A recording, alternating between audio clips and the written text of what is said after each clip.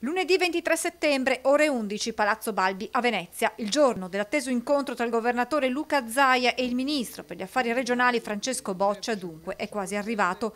Sul tavolo il dossier dell'autonomia, un vertice che le nostre telecamere seguiranno in diretta sin dalle prime battute con un'edizione straordinaria dei telegiornali in onda sulla nostra emittente a partire dalle 10:45. In studio, insieme al vice direttore Ferdinando Avarino, Graziano Azzalin del Partito Democratico e Simonetta Rubinato di Veneto Vivo, e poi collegamenti in diretta da Palazzo Balbi per seguire da vicino il vertice e raccogliere a caldo le dichiarazioni dei protagonisti. L'incontro sarà l'occasione per il Presidente del Veneto di ribadire le richieste della Regione, la volontà di ottenere le 23 materie e di arrivare in tempi brevi a chiudere la partita. Dall'altra la posizione del governo giallorosso e dello stesso ministro che sin dal giorno del giuramento davanti al capo dello Stato si era detto pronto a prendere in mano la questione, ma contemporaneamente aveva chiarito di volere un'autonomia non solo per alcune regioni ma per tutte, che garantisse l'unità nazionale.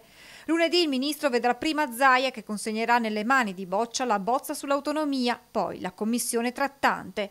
Una giornata importante che potrebbe segnare una svolta decisiva e che le nostre telecamere seguiranno in diretta.